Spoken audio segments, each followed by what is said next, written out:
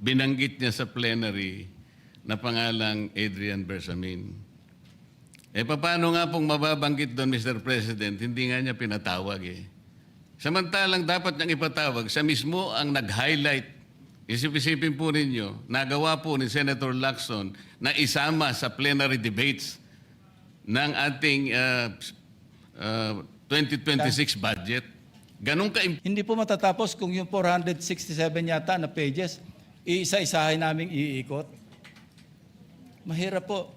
Gumawa na nga kami ng paraan para matakil na sa floor, ma-defend ko, at makamove forward tayo na tulad ng binanggit ko sa aking privilege speech, makapagsimula na tayo uli ng mga panibagong pagdinig. Ngayon, sinabi po ni Senator Marcoleta na bakit hindi inimbitahan si Undersecretary Bersamin.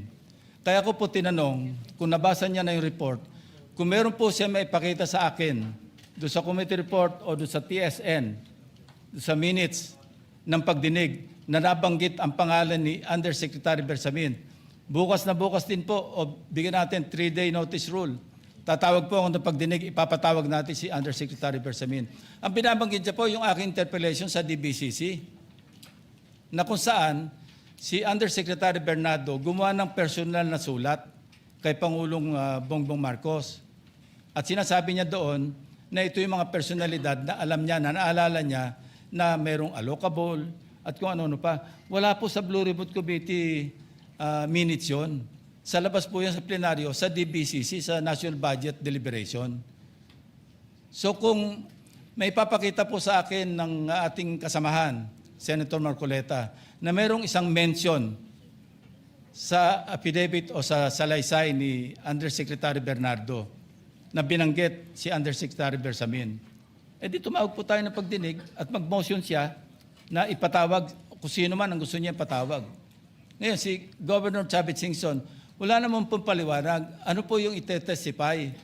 Konektado po ba sa issue at hand, which is the flood control projects? Kung konektado po, sana sumulat po siya sa chairman at sinabi niya, ito yung lalamanin ng ite-testify o ito yung naka-attach yung draft affidavit ni Governor Chavit Singson. Sino naman ako para tumanggi na ipatawag kung sino man yung resource person? Nagpadala nga siya ng surprise witness, siya lang nakakaalam eh. Hindi ko po inawat eh.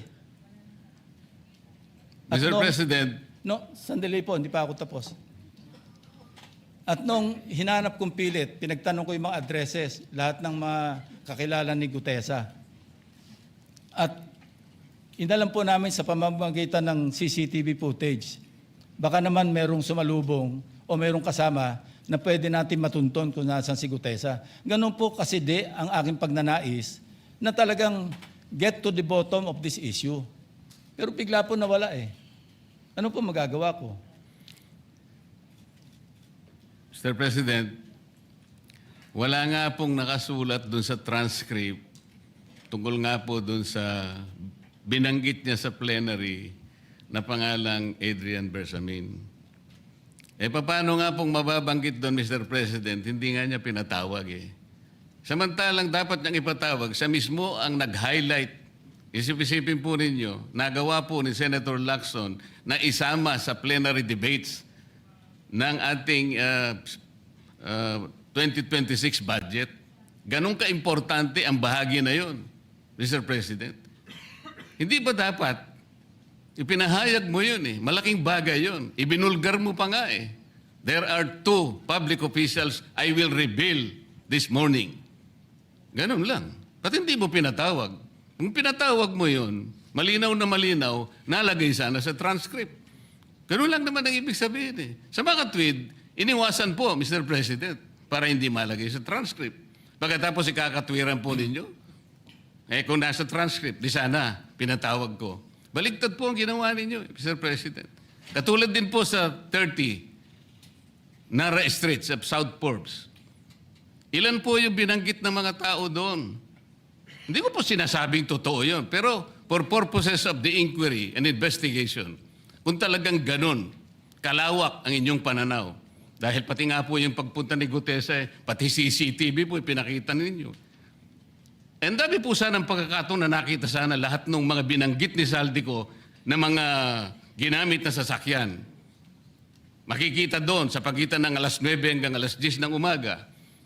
Tawagin natin yung kung sino man yung security agency doon. Pero hindi po ninyo ginawa. Pero sasabihin po natin, you wanted to emphasize one point. Kung nasaan ang ebidensya, ay talagang pupuntahan natin. Kayo po ang inconsistent eh. Pagkatapos ako ang sasabihin ninyong inconsistent. Ang dami po eh. Nakiusap ako na, sabi nga natin, ang dami pong tumuturo sa pangalan ni Martin Romualdez. Inimbita po ninyo, hindi dumating, nakiusap ako, naimbitahan uli. Ang sabi po ninyo sa magitan ng inyong interview, kung pupunta siya rito, welcome. Kung hindi siya pupunta, wala tayong magagawa because of interparliamentary courtesy. Mr. President, hindi po karaniwang pagnanakaw ang nangyari sa kasaysayan ng ating bansa.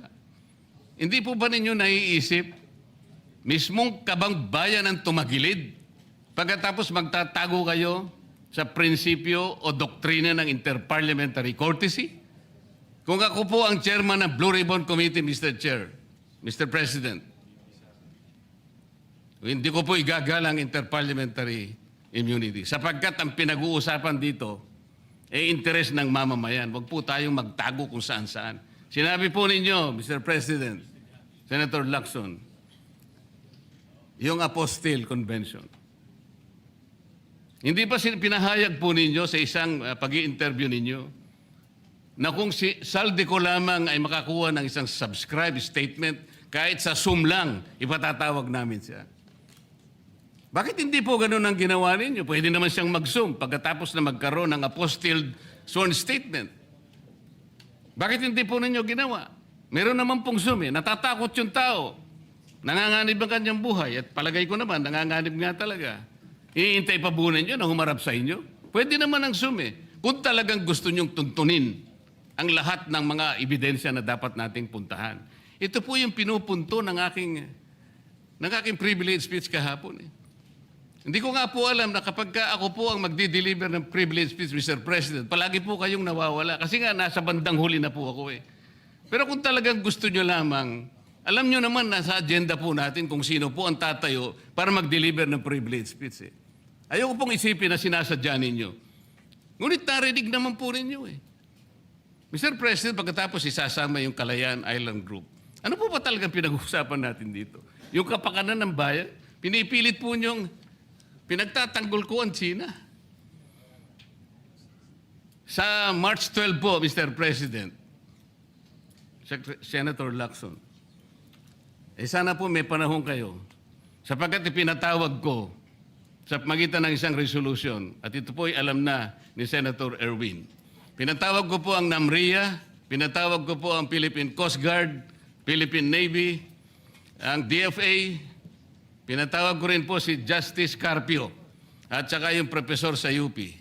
At kung sino man po ang interesado, pero once and for all, malaman po natin dito kung sino ang sinungaling, kung sino ang makatsina, kung sino ang naggagaling-galingan at nagpapanggap na expert in international law. Sana po, Senator Lacson, nandun po kayo. Mr. President, may we hear from the chairman of the Foreign Relations Committee? Because his name was mentioned. May I just confirm if indeed he will call for a hearing and invite those people mentioned, Mr. President? With due respect. Well, as requested, if you would like to respond, Senator Erwin Tulfo. Thank you, Mr. Chair. This morning, I have received a letter from the Department of Foreign Affairs citing that they cannot attend, including NAMRIA, Mr. Chair, and we have already written to the various chiefs of staff of the members of the Committee on Foreign Affairs. They cited, including NAMRIA, that they cannot attend because of the fact that it is a matter of national security, Mr. President. And